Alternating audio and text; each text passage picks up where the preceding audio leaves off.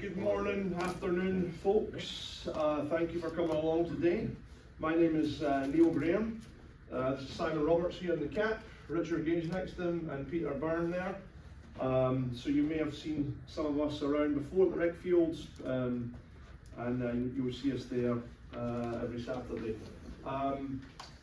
We did prepare some handouts. I think we've run out of them for those who've just joined us. I can print off some more at the end of this if you would like one. We'll email them out too, so no big deal. But thanks for coming along today. Just out of interest, how many folks are coaching for the first time in our rec league?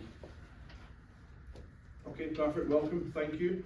And so the rest of you, not your first rodeo, as they say. So the idea of this really is just to give you a little bit of background information on the club itself, a little bit on coaching philosophy and age-appropriate kind of coaching, and then we'll finish with some more kind of logistical stuff in terms of your rosters, game schedules, that kind of thing.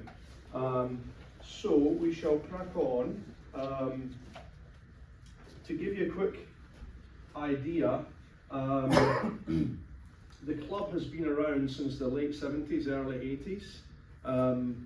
Back then, we started originally as Arcadia Scottsdale United Soccer Club, which is still our legal name. Somewhere in the 2000s, we rebranded as Scottsdale Soccer Club, and then about 8 years ago, when Phoenix Rising, the professional team, started off in town, they approached us as a pro club and said, we need to have an association with our youth club. Would you guys be interested in merging? So that was how the kind of relationship came about. A lot of the Phoenix Rising owners at that time had kids that were playing in our club, so it's kind of a natural connection. But I think what sometimes gets maybe forgotten now, because there's a lot of folks in town know who the pro team are. We are still very much a community-based club. This is our HQ here, our head office. And you know, we've been in the valley for close to 50 years now, introducing kids to the sport of soccer, and it's all kids in Scottsdale, PV, Arcadia, a little bit North Phoenix as well. On the competitive club side of things, we do now have Phoenix Rising branches around town. We've got one in Cave Creek, one in Anthem, one in Glendale, one down Chandler Gilbert, and one here in Scottsdale as well. But in terms of the recreational league that you guys have signed up for, we'll probably have about 1,200 kids in our spring league this season. Typically in the fall there's a little more, over 2,000 in the fall, and then obviously a lot of kids play baseball or whatever other sport it might be in the spring, so a little less in the spring. So that is the gist of the kind of little bit of background in the club, who we are. In terms of soccer, there's no right or wrong answer to this question. How many people feel that they really don't know a huge amount about soccer? Okay, and that's absolutely fine. I honestly think at the level and the age that we're coaching, you don't necessarily need to know an awful lot. It is we had the PK and kindergarten coaches in before, and I was saying to them, I mean, as you can tell from my accent, I'm not originally from here, but I've lived here over 20 years now. But growing up in Scotland, soccer was #1 sport by a mile. Everybody, you know, same as most countries and outside the US, really, soccer's the #1 sport. And what always struck me since I've been in America involved in coaching, when I compare soccer to the more traditional US sports, baseball, basketball, football, they're very coach orientated, especially during the games. The coaches can have a big say in the games, whether it's calling timeouts, whether it's drawing up plays, telling players where to run, where to go. In soccer, that just doesn't exist, especially if you're watching a professional game on TV. There's not a huge impact those coaches can have on the game during the game. They can maybe make tweaks at half time, try and get some instructions onto the field as the play is going on, but they are solely reliant on their players understanding the game, anticipating the game, reading the game, knowing what to do, which makes it, I think, quite different from the more traditional American sports. So I think in soccer, we often talk about the fact that our job is done more so during practice and when we're training to prepare for the weekend, and then when it comes to game day, that's when the players go out and try what they've been doing in practice. Now that said, I think we were talking with the 4 or 5 year old coaches earlier. At that age, where they're, you know, obviously they're kind of plodding around out there, it is very easy to kind of joystick them and tell them exactly what to do, when to do it, and they probably need a little bit of that to some extent, for sure, to help them understand what to do. What we want to try and get a balance of, though, is if you do that constantly all the time and never allow your players to actually make decisions for themselves and try and anticipate and read the game, and they're always reliant on coach or mum or dad telling them what to do, you then run the risk of, time they get to say high school age, where the speed of play is so much faster, when it's that fast, you can't react to a sideline shout because the game's happening too quickly. By the time you hear it, the moment's passed. So what we're trying to do with these younger players is get a balance of giving them some instruction, telling them what to do, but also it's okay for them to figure stuff out themselves, make mistakes, learn from the mistakes, that kind of thing. So that's a little bit on that. In terms of if you are somewhat new-ish to coaching, these are some pretty common sense sort of ideas. I think if you, first of all, dress like a coach with some athletic gear on, you show up a little bit early, get your cones out, everyone organised when the kids arrive, high fives, smiles, create some excitement. That's a big part of kind of setting the tone for, and the kids are like, oh, this coach looks kind of into it. Doesn't matter how much you know or don't know, really. If you're into it and you're enthusiastic and you're fun, they will embrace that and they'll enjoy themselves. So simplistic stuff, but hopefully helpful. As we go through the season, we are here to help you as much or as little as you would need, support you as much as you want. If you don't need any help, then that's fine, we're not offended. But if you would like help, please do reach out to us. There's obviously a lot of stuff online that you can look up in terms of age-appropriate coaching. What should we be doing with 6-year-olds who are new to soccer? What should we be doing with 12-year-olds? So on and so forth. We'll send out stuff via email. There'll be videos, lesson plans, ideas, games, philosophies. We're just sharing stuff with you that we think might be helpful. If one of the things that we do offer is, if where the schedule permits, any of our professional coaches that work with our competitive club teams, if you wanted one of them to come out and run a session with your team, we could try and set that up. It'd just be a question of aligning the schedules, because those guys are often coaching their club teams in the evenings. It's a little tricky, but some rec coaches like to do that just to help give them some ideas. So reach out if you'd like to do that.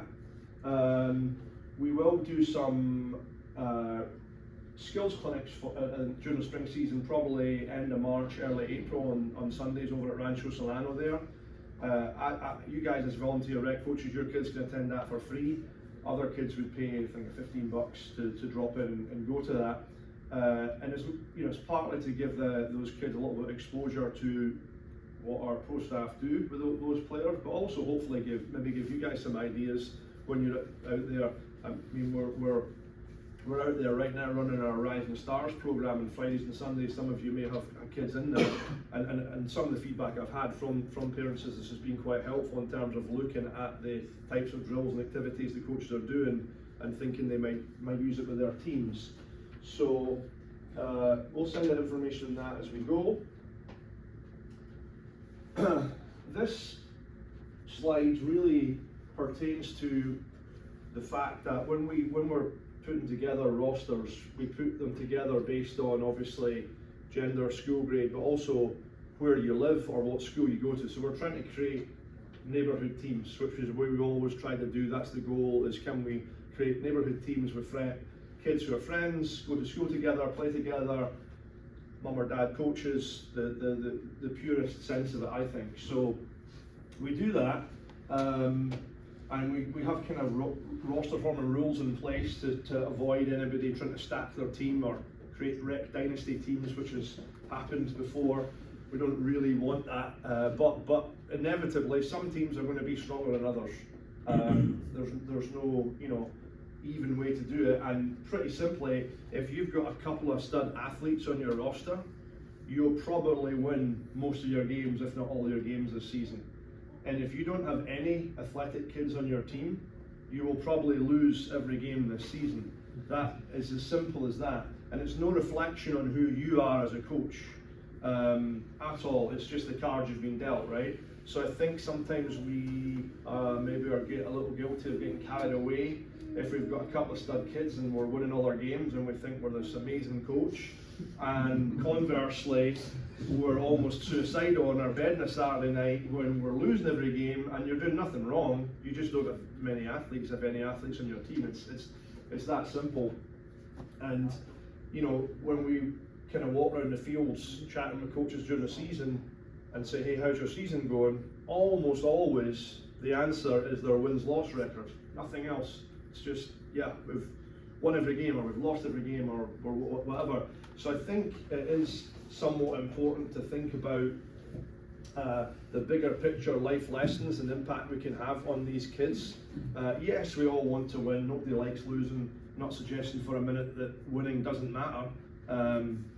It's much more fun to win, but it isn't always fair, and sometimes there might be some seasons where you win a lot of games, other seasons you lose a lot of games.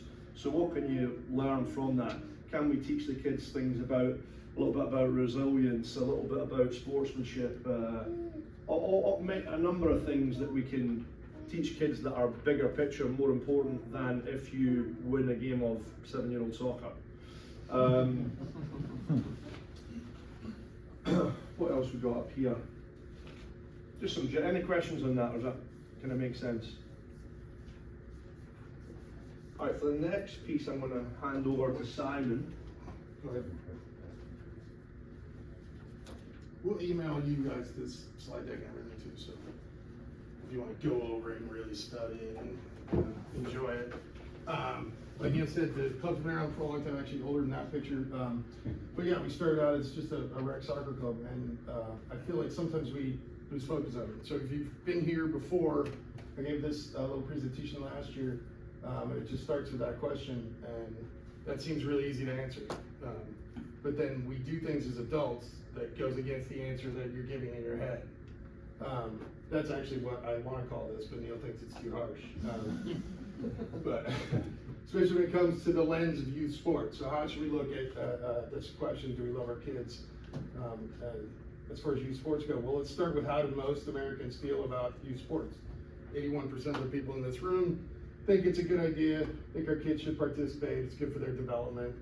What we know as facts from longitudinal studies about participation in youth sports is it contributes to lifelong happiness and wellness, not just in physical health or improved academic success or social skills or improved mental health and emotional stability, reduced risks of anxiety and depression, low rates of substance abuse, reduced risk of suicide. Those are all good things of participation.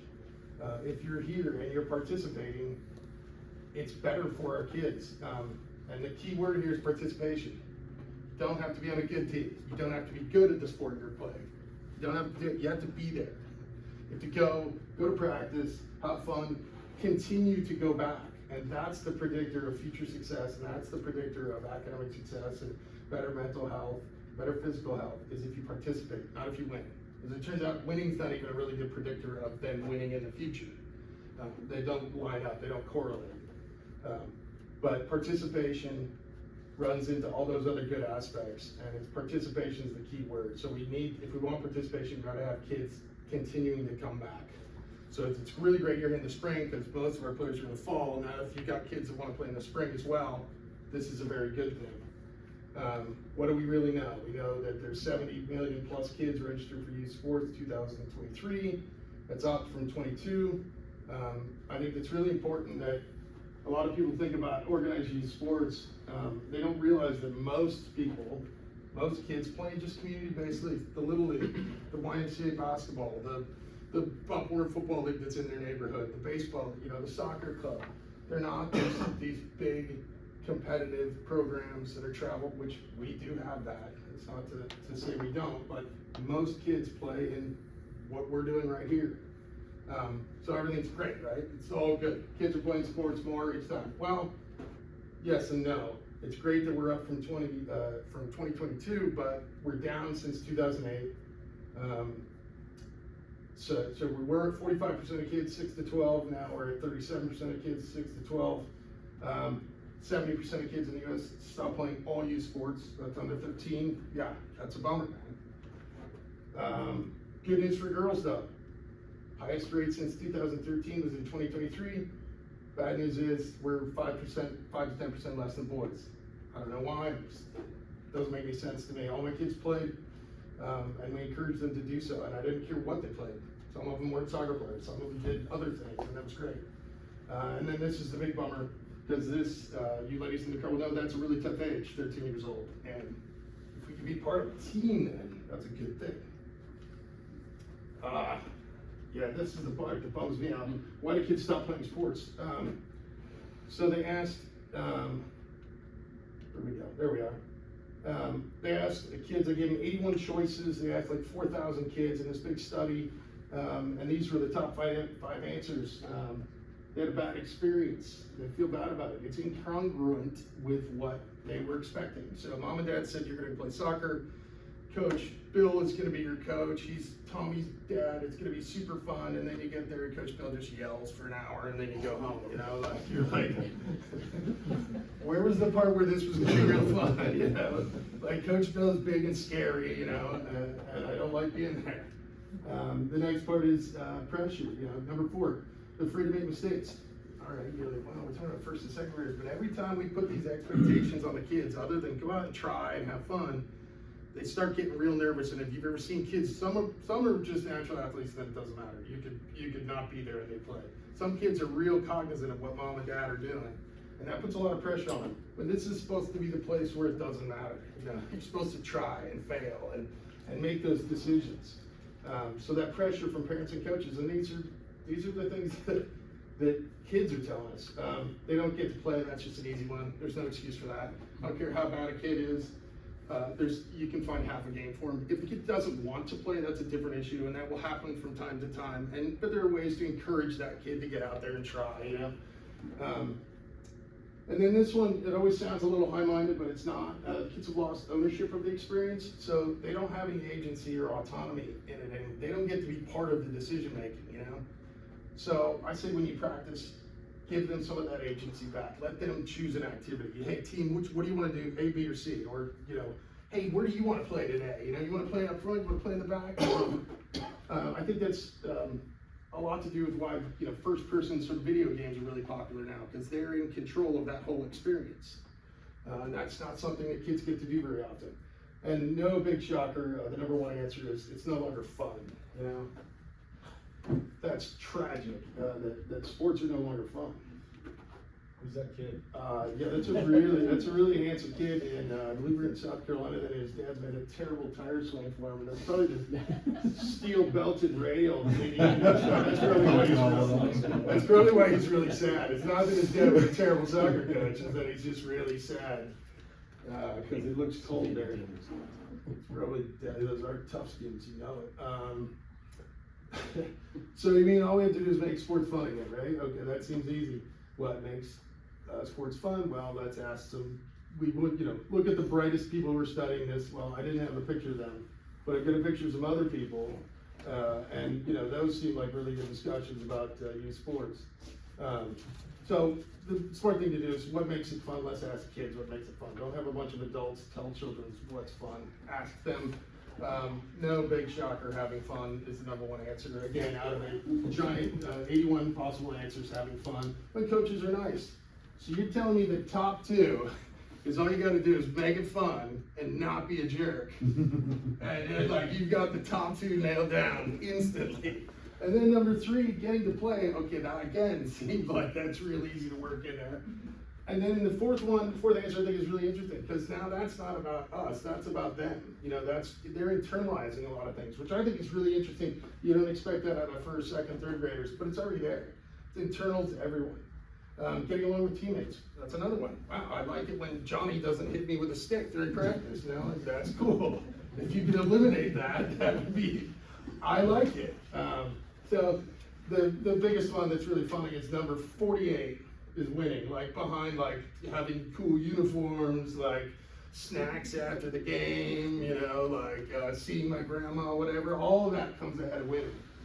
Now, if you ask adults to fill the same survey out, I think winning probably slides up to the top. I don't think anybody puts it at number one because they don't want to be that guy, but I think it's top 5 easy.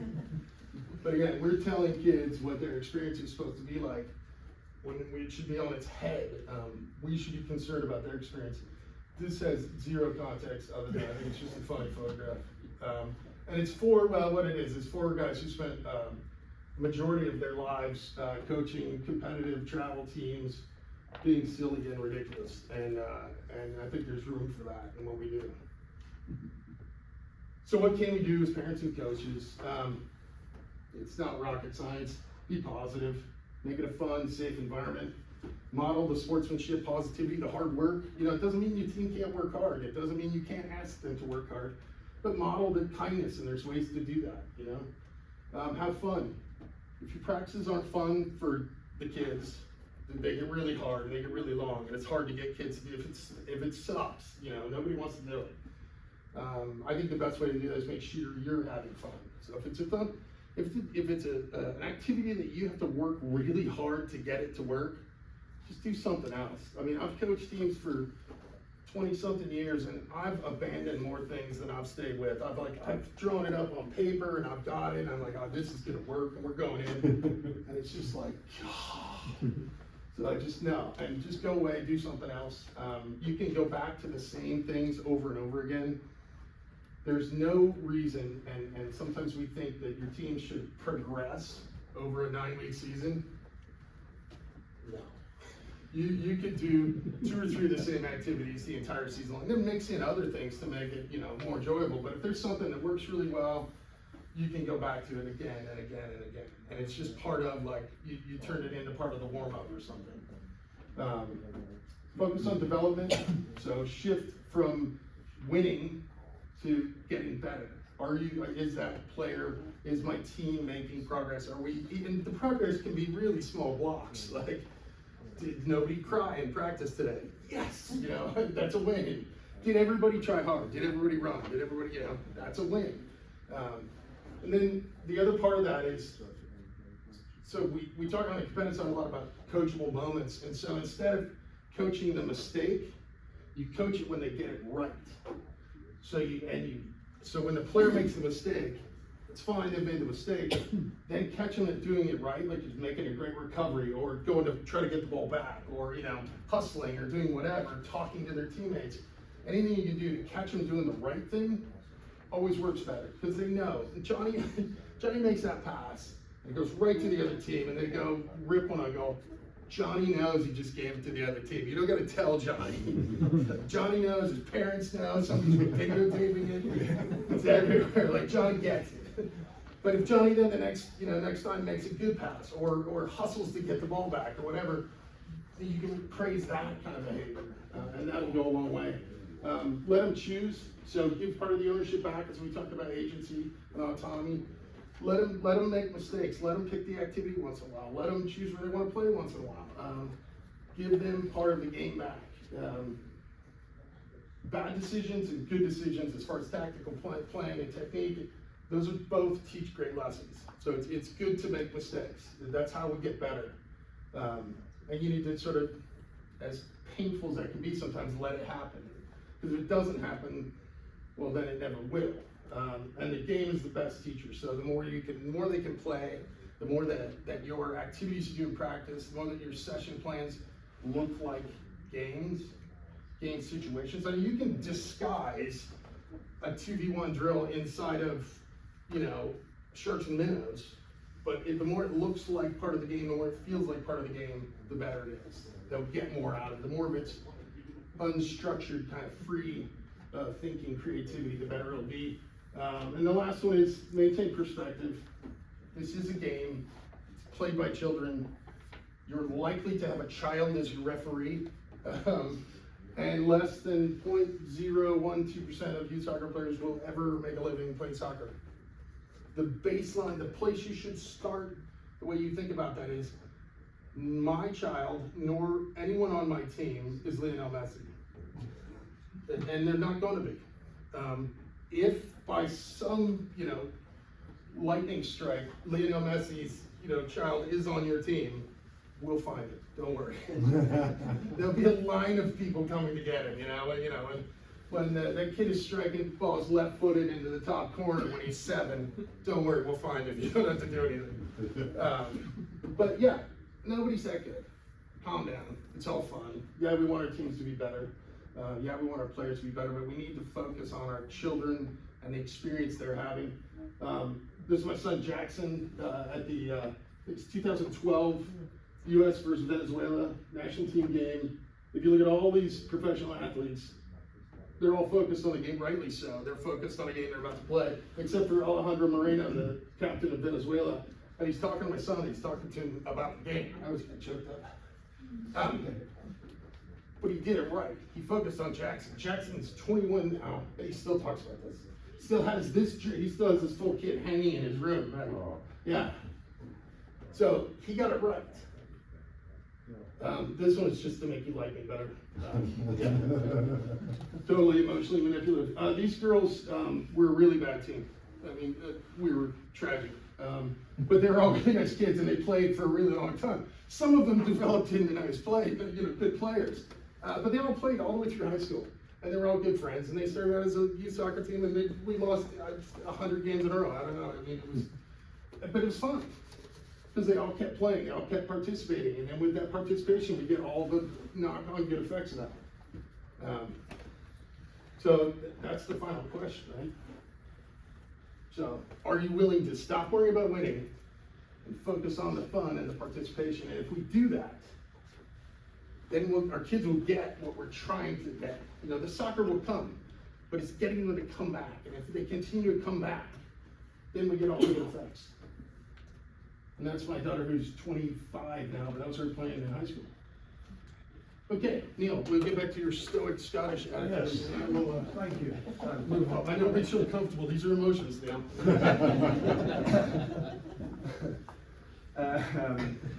So I think most of you got a handout when you came in. We'll email us out anyway, we kind of run out of them. But so I'll kind of go through this bit fairly quickly, but it's more just kind of age-appropriate guidance on what should we do with 5-year-olds versus 8-year-olds versus 12-year-olds, so on and so forth. This here really gives you the kind of building blocks of how we do it in our rec league, but it's not unique to us. I mean, this is pretty standard across the country, pretty standard all around the world, to be honest, where you start off with the real small-sided. The focus is on trying to touch the ball as often as possible, playing 3v3, 4v4, and truthfully, pre-K, kindergarten, those kids you can yell spread out as much as you want and ask them to pass the ball, they're not doing it. It's whoever has the ball is going to keep going until they lose it or they score. And part of that is cognitively they're just not ready to share yet, which we should just be okay with. An interesting trend in the last year or two in France and Germany, they've actually moved their little kids to playing 4-goal soccer. So think about 2 goals, maybe 10, 15 yards apart. So now when the kids get the ball, they've got a decision to make. Where are the defenders? If the defenders are closer to this goal, that tells me to go to this goal. And they believe philosophically that helps kids make better decisions. I'm not quite sure we're ready for that here yet, but that's what they're doing there. So we're 3v3, 4v4 with the pre-K kindergarten. They don't have any refs in those games. Then first, second grade 4v4, they get an introduction to referees. Then we have 7v7, which more resembles the real game, with a big goal, goalkeeper, throw-ins, offsides. These kind of rules get slowly added in, and then once they get to 5th grade and older, we move to 99. We don't do any 11v11 in our rec league. We did do it many years ago, and truthfully, when I watched those games, it didn't really resemble soccer. I think the 9v9, 7v7, the kids are more involved, they're more active, they're making more decisions, they're touching the ball. It's much more enjoyable than 11v11. You really don't actually touch the ball all that much. And I think a big focus for recreational kids should be becoming comfortable dealing with the ball and handling the ball. So the smaller sided it is, the more often you get to practice that. As I say, I'll fly through these because it's kind of all in the handouts. Kind of, let's see, first and second grade. So how many first, second grade coaches have we got in here? Quite a few. So I think probably if you can get an hour and 15 for your practice, you've done pretty well. I think a big focus should be every kid having a ball at their feet as often as possible. Maybe you introduce some working in pairs type exercise where you're sharing a ball, getting used to that idea. But some first graders are still not quite ready to pass the ball yet. They just want to get the ball and go. But probably around about 7, 8 years old, that's when they start to grasp more of a notion of sharing, being on a team, that kind of thing. Let's see, the key rules for 4v4 that you should be aware of, there's no offsides, there's no yellow cards, red cards, slide tackling is not allowed. There's kick-ins, no throw-ins, and the two kind of main ones to be aware of, if you have a goal kick, the opposing team must be in their own half.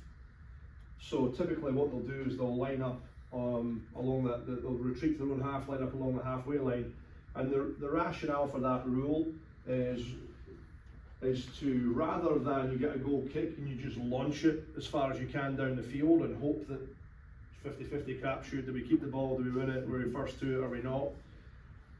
Rather than encouraging kids to just boot it and hope for the best, by the opposer's team that's retreated to their own half, you can just play a short, simple pass to somebody's feet. And now we have the ball, we have possession of the ball, and we're trying to work our way down the field by possessing the ball, which is how the game is played at a higher level. The kick and hope routine can be effective in rec soccer, no doubt about it, but the reality is if we want to give our kids a chance to play at a decent level in, say, high school, kick and hope does not work in high school because you're up against good players who know exactly how to deal with it. And if you just relied on, hey, we'll stick the fast kid up front and we'll launch it and he or she gets there first, you get to a certain point where it just doesn't work anymore. So we want to encourage teams, goal kick, play a short pass out the back, and can we keep possession by trying to pass the ball and progress down the field. The last rule there is more, it causes a little bit of aggro at most seasons, unfortunately. The idea is there are no goalkeepers. So a goalkeeper can use their hands, right? So if a kid's using their hands to stop the other team scoring, that is absolutely not allowed. There are no goalkeepers. What we would advise is that you shouldn't really just station a kid in front of the goal and tell them not to move, and so they're essentially blocking the goal, and anything the ball comes near, they just boot it away. If your team has the ball, and as I say, you're trying to connect passes and work your way down the field, that bottom of the diamond defender type player should be moving up the field a little bit as well to offer support. Where it gets confusing is, if you then lose the ball, another team are attacking, it is absolutely natural that the defending player are going to drop back and try and protect the goal. That's not being a goalkeeper. You're not just going to stand away from the goal and let the other team score, right? So all we're saying is, don't have a kid who stands around the goal and doesn't move from there. That's not really in the spirit of the game. It's not much fun for that kid, and they're not really involved in getting to touch the ball. So if you're, as a coach, telling them to do that, you're kind of strategizing to win a 7-year-old game of soccer at the expense of the development and enjoyment of the player, which doesn't really make too much sense. Plus, you're only attacking with 3 players, so I'm sure there was a disadvantage there. Any questions on those rules? We'll come to the referees in a little bit. And obviously as the kids get older, your practice might go a little longer. I mean, I don't.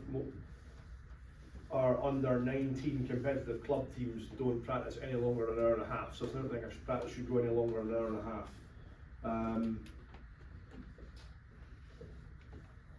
I mean, the general golden rule, I think, for all kids is the the 3 L's: no laps, no lines, no lectures.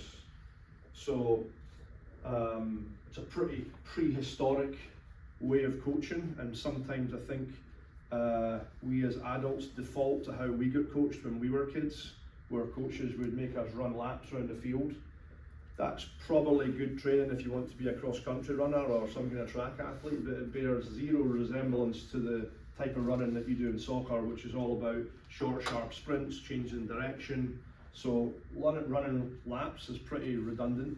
Standing in long lines, waiting for your turn is not a really efficient way of training the kids. The classic example is, I've got a line of 10 kids all waiting to pass me a ball, and I let the ball off and they get a shot on goal. Then they go retrieve their ball and go to the back of the line. The only person who's really getting reps is me, because every pass comes to me and I lay it off. And the kids are waiting 3-4 minutes before their next turn. There are lots of other shooting activities you can do that involve the kids constantly moving, constantly touching the ball, practicing lots of things as and when they get shots. So, and then the lecture piece, of course, is, I think as coaches, well-intentioned coaches, we see so much that they're not doing or should be doing, and we want to impart that to them. But the reality is, with younger kids, you've got maybe 30 seconds, 45 seconds before they're thinking about ice cream after the game. They're not even listening to you. So I think at halftime and particularly post-game, make it short and sweet. High fives, great job. We'll can discuss more in the next practice. These are the key rules for the 3rd grade and older. 3rd and 4th grade play 7v7, where they have what's called a build-out line. You see the dashed line on the board there, so that is their offside line as opposed to the halfway line. And again, on a goal kick, the opposing team have to retreat behind the build-out line, so that, again, we're not just trying to encourage kids to launch it down the field and hope for the best and maybe the fastest kid gets it. We're trying to encourage them to become good at passing the ball and possessing the ball and work their way down the field like you do when you're playing a higher level of the game. Yeah. So offsides will not be called unless past the built-out line, like in the middle it won't be called? Correct. So the offsides is not, so normally on the field, offside begins here. It doesn't begin until here. So anything that happens in this 2/3 of the field, or sorry, 3/4 of the field there's no offside in that. Obviously, if you're attacking that way, there's your offside line as well. And it just happens to be where if you get a goal kick, this is where the defending team will now retreat behind that. So presumably, another change, if you grew up playing soccer, you used to take goal kicks and you had to play to a player outside the 18-yard box. Changed, I don't know how many years ago. 2-3 years ago. Yeah, now you can play to a player inside, so you don't have to play it outside of the 18-yard box. A goal kick can be, I literally could roll the ball 2 feet to another player. That makes it easier to then obviously work on, can I connect these passes? Can I do, that sort of thing? So that makes actually building out of the back a lot more manageable than having 3rd graders try to play a ball out to here to get a good touch while the entire, army is running at them, and then get their head up. No, I can just, a couple of feet. Now I've got a little more time, so that's helpful. Wait, I'm a little confused, because last season when we were doing goal kicks, the defensive team is going behind midfield. That's not, they just need to go by corner field? Yes. It's kind of like Which thirds. depends on what grade you're in. Oh, sorry. Oh, just 1st grade. Oh, sorry, for First first grade. This is grade. for 3rd grade. Oh, Third grade. Third grade. It's just the Yeah, big field. for 1st and 2nd grade, it's the halfway line. Still halfway line. Red line. Sorry. Oh, no. Yeah. If it's not a goal kick situation, like when it just makes a save, should the players be retreating to the build-out line as well, or can they stay up? Where's that in some They games? do. They do, So if yeah. the keeper has possession of the ball, the defending team, now the team without possession, has to retreat back in. But what I would tell you is, don't have your keeper wait for the other team to turn and look and be ready to play. I would have your keeper play quickly while the other team is moving away from them. Yeah. Just one quick question. On the merging 6th, 7th, and 8th graders together for the girls, what size ball do you want us to use for that? We're gonna use the smaller of the two. probably use the 4. Yeah. I mean, to be honest, it doesn't. I know, parents are gonna ask me. Yeah. Yeah. Yeah, probably we could. If we want to make a decision on that, we could go size 4 for sure. Yeah, I don't really care. we use Yeah. a smaller too, there's very few of the 8th grade girls, you know, compared to the total number of players, so, yeah. Okay. And it's cause the 5's too big for most 7th graders as well, so it's just too big, a ball, it's too heavy. Okay. Yeah. So, I've been coaching the 3rd and 4th, and to your point, the fun will go away in one area, in my opinion, the goals. Like, is there a way you guys would take an opinion on, like, maybe bringing a smaller goals for the keepers? Because sometimes we'll be passing the ball and it just goes in, and the other team are celebrating, and it's just, that kills the momentum of the game. I play soccer, and we play 6v6 in the keeper, and we play on a smaller goals. So imagine like the Yeah. 3rd graders and 4th graders are. I mean, our goals are the size that are recommended by the US Soccer Federation. And the interesting thing is, I know what you're saying, but conversely, when we had our rec tournament in the fall, we used those smaller goals, the bonnets, and I watched a penalty shootout to decide a game, and I think out of 10 penalties, only 1 kid scored. Yeah. Because the goal was smaller. So it's I don't know, I can see both perspectives, you know. And of course the tough thing is sometimes we're squeezing different age groups onto the same field. So for a 5th grade boy who might be and then the next game on is like 3rd grade girls. So it's Well, and the reality is that you're right in that in a perfect world, all the goals would be exactly perfect for each age group. Ours are, I would say, smaller. We tend to err on the smaller side. The reality is, if you've got any 3rd grader, boys, girls, any 4th grader who can strike a ball in the air, you're going to score 10 goals in the air if you want to. I mean, no 3rd, 4th grade keeper is going to get their No, hand I'm on still anybody. beginning level, like they're just rolling the ball and then they're scoring. Yeah, well, That's yeah. from my experience. No, I hear you. Even the keepers, sometimes I'm having a hard time like having a volunteer for a keeper. Yeah. right. So. Well, but it's just- that's also too, so if they're, not to get too deep into the weeds on coaching, but unless they're rolling the ball here, I mean, they don't have to roll the ball far, they don't have to distribute it to a player up the field, they can distribute it to a player who can pass, especially if you're gonna, play this way, a player that can pass out of the back. You have somebody there that we know can play, if you're gonna play. If you wanna have your keeper retreat, when they handle the ball, come all the way up, throw it quickly, overhand it, don't roll it, you can throw it overhand. Do that quickly, get the momentum going that way, but then distributing to players that can handle the ball. You can make it easier on your defender, on these players out of the back,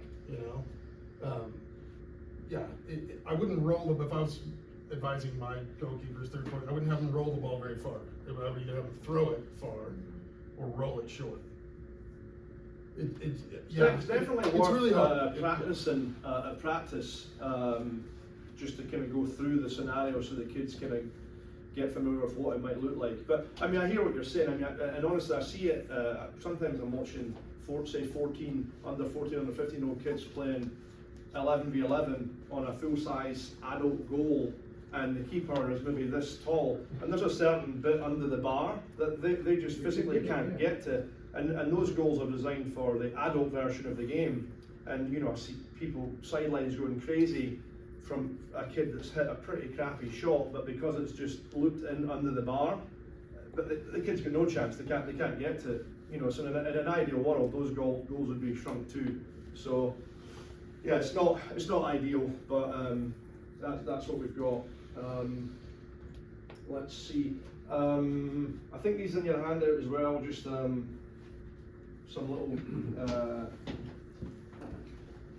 some stuff you can think about there. These are some other recreational programs that we do during the spring season, probably like late March, early April. We'll run some skills clinics on a Sunday across the street around Solano, where we'll have our pro coaches come out and put the kids through some activities that are age appropriate. You guys are welcome to bring your kids at no cost as volunteers, kind of thank you to you. Hopefully it might give you some ideas as well and things you might do at practice. To the regular population, there'll be I think a $15 fee for other folks' kids to attend, but for you guys there's no cost. In terms of going into more of the logistical side of things, Justin just emailed, is there anybody in here who's coaching more than one team? 1, 2, thank you guys. I think there's like 10 of you out of 100 or so coaches that have multiple teams. So you would have received an email today that gives you first dibs on practice slots, so that if you need to schedule back-to-back practices for your teams, you can do that. We'll give those multi-team coaches 24 hours to go in the Sign Up Genius and pick that, and then we'll push it out to everybody else tomorrow. And those are, we basically have a partnership with the City of Scottsdale and the school district, whereby they look at our registrations and see who has a Scottsdale address, who goes to a school in Scottsdale, and believe it or not, they do actually check it, and they then, based on our head count, decide how much field space that we are given on a seasonal basis. So you don't have to use those fields to practice. Some people practice in their backyard, some people have a local neighbourhood park they practice in. Arcadia Park, for example, is City of Phoenix. They don't allow bookings, it's just purely drop-in, and so lots of people practice there. But if you did want to book a slot via us, the Sign Up Genius will go out and you can pick a time slot of an hour, hour and 15, whatever it might be, at a park that is near where you live, convenient to you. And you can plug that in there. On the note of fields, we are obviously aware, if you played in the fall, you'll see how bad the conditions were at Cochise. I think the lack of monsoons and lack of rain we've had has really, we don't recall ever having seen them quite so bad in terms of the dust and lack of grass. So the Cochise actually the school reached out to us and set up a meeting with ourselves and the city and the school district next week to see if we would be interested in partnering and possibly investing in some kind of irrigation or something where we can kind of work together and in the longer term get those fields better. But obviously in the short term that's not going to happen. There's not much we can do for this season. So we've been kind of trying to figure out what areas of Cochise and Mountain View are least worst, and we're kind of reshuffling the field layout a little bit to try and keep folks off the most dusty areas. But it's you know, I've heard a lot of feedback from folks. It's not great. But then again, anywhere I go in town, it's not that much different at most city fields. Anywhere you go in town, it kind of is what it is in Arizona when you've not had rain this time of year and the grass is dormant or whatever you may call it. Do they irrigate that field? No. At all? Not until they won't start sprinkling again. I don't know the exact date, but they stop watering it when the grass starts to go dormant, like October. And the reality is, the fields at Cochise, those backfields were normally the first and second grade games, those were never designed as playing fields. There was actually supposed to be a middle school back there, and the middle school never got built, and so they just turned them into 4 baseball fields and sporting fields, you know. So that's, yeah. Has it ever been talked about doing winter? Because they get the fields perfect by August, and then everything's gonna start going dormant by the Yeah, well, the season. problem is though, is that you'd have to shut down, well, the cost, number one.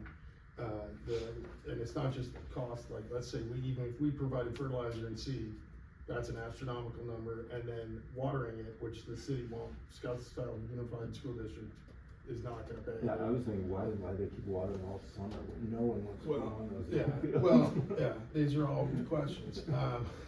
But the problem with overseed is that you have to leave those fields bare, and unfortunately, the overseed time is right in the middle of our fall season. Yeah. So we'd have to, yeah. And the other kind of piece of it that we have to, the way the sort of city partners with youth sports groups is that certain sports get priorities certain times a year. So our priority is the fall.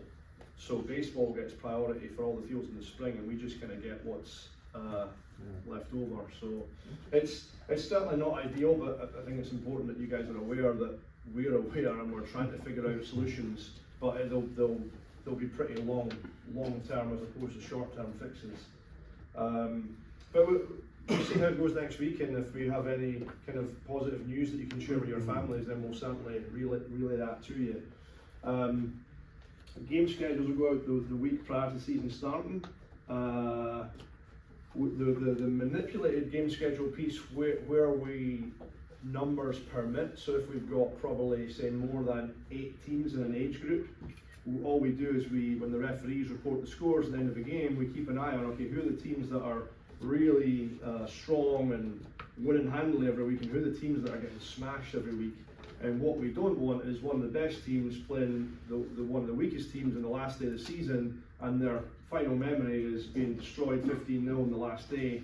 They probably don't want to come back again. So the manipulated game schedule is really more to try and give a better experience to the teams that have had a tough season. You can really only do if you've got X amount of teams in a division, yeah. Do we know when the last game will be, and if there's any weekends where there won't be any games for So May 3rd will be the last game, so it's a 9-week season, and then we take the second Saturday of spring break off, which, I can't remember that date, 5th March, whatever that is. Well, March 1st is the first week, so it's. We play There's 2 no weeks. games the 15th. Yeah. 15th. So first game's the 1st, 8th, no game the 15th, last game is the 3rd, May 3rd on your calendar. So there'll be, I mean, obviously spring break, there will be lower numbers. On occasion, some teams may have to forfeit, but most teams manage to find a way to field a team. And like we've always said, especially a weekend like that, if you're light on numbers, and some of you have been coaching a long time and you get to know other coaches, if there's a team before you playing and you're short and they've got a couple of kids that want to stay and play an extra game, it's no big deal. We'd rather do that than forfeit a game. Even if it's a younger sibling, I wouldn't bring in an older sibling, that might not go down very well. But a younger sibling playing the league, if they can help out that weekend to make the game happen, then we should do that rather than forfeiting. So So borrow players from the other team, or just make it happen, you know what I mean? Neil, can I ask quick, for the manipulated schedule, like in the fall season, it was the last 2 games after Thanksgiving. Do we know like what games will get first? Is it the last 2 weeks again, or? It'll be the last, the only ones that we'll build the whole schedule, and then we'll look at how the first 5 or 6 games go, and then we'll start to think about who are the stronger teams in each division, and we'll make sure they're playing each other. So we'll hold back the last couple of games of the schedule. We're trying to get you guys as many games as possible, as early as possible, because I know you get asked from parents quite a bit. I've even been told that I hold people hostage by not giving them enough of their schedule in all caps, which I thought was and funny. I know what that word means. I don't think you're using it how I think it's supposed to be used.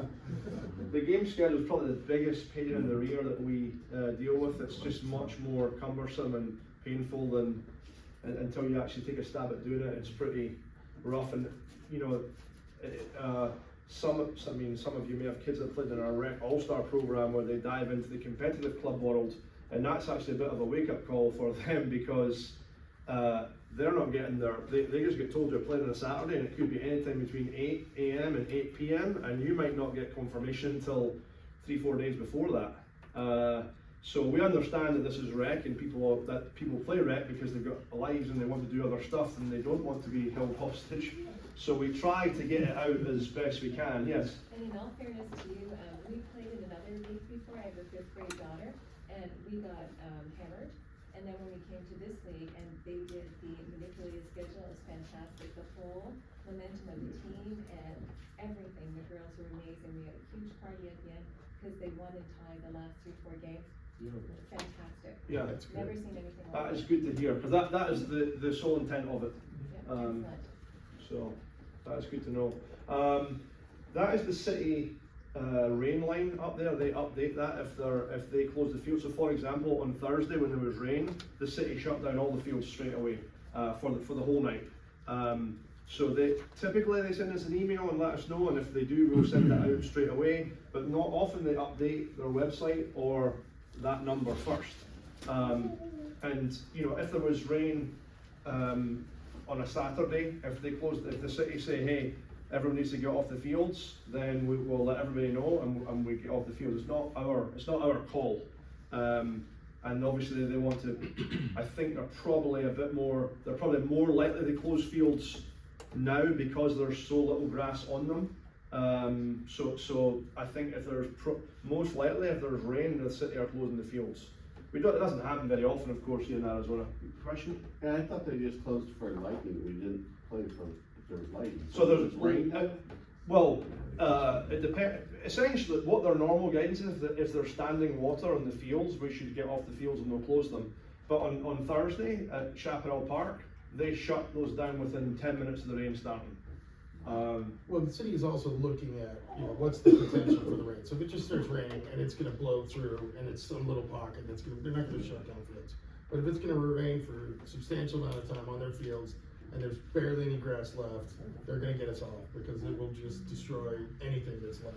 The kids love the muddy games. Oh, yeah. But the all caps emails from parents, my child is gonna die from being out in the rain, and they're made of sugar, and they're gonna melt, and my car's dirty on the inside now, yeah. Are you sending those notifications out through the app? We will, They yeah, shut down? yeah, if that was to happen, we would, Yeah, yeah. and like Neil said, we don't know until they tell us. I mean, for us, we would play unless there's lightning, we'll play. But if the city tells us to get off, we don't have a choice. Yes, sir. Yeah, so like if I wanna email my team, I just go to roster and then hit the email button and like all these groups, player contact guests and rec real quick, that's just my team, right? Yes. Okay, so I'm not like emailing people that'll be like, who's this freak? Yes. This guy named Dan keeps emailing me. Couple other quick things there. We sent an email during the week. My mistake in that our club registrar, Polly, who is a volunteer and a board member in our club, so she does an unbelievable amount of work for us, but she did tell me in the fall that the new background checker system required a coach name and their date of birth, which I forgot about, and hence why you would receive an email with a Google link asking you to plug in your date of birth. So once that is updated, I'll send that to Polly, she'll put it in the background checker, you'll get an email to complete that. And then going forward, we'll probably just add it to the registration. If you volunteer to coach, you put in your DOB then, and it's problem solved. The concussion course, we'll send out a link to do that. Everybody needs to do that once. If you've already done it, you're good. But if you haven't done it, if you could do that and send us the little certificate, we'll file it away. Yeah. Who did that link come from? You first grade, second grade? Fifth. Fifth grade. So if it's, have you guys sent that out yet or no? The concussion The one, concussion. yeah, it went out, probably came out from you though. It was in that initial, we can send it to you again. And background check on too, for the data? A background check will come from Polly. Yes. It'll come So from our registrar. she won't have sent those out yet because we haven't sent her the date of births yet. Okay. But once we get that, we'll get that out. We kind of touched on a lot of this before, but I think on game day itself, I think just some reminders in terms of how to manage games. If you're absolutely killing somebody, there are things you can do to maybe lessen the humiliation and embarrassment for kids. But I coach the high school girls team at Rancho Solano across the street there. We're a tiny little school, and we get annihilated all the time because we're terrible. And the coach is terrible also, but it really infuriates me when I play against other high schools and they've got like freshmen sat on the bench that are not very good and they keep their studs in the whole game and they just run up the score. I'm like, what are we doing? This is like low level high school soccer. These kids are just trying to play and compete.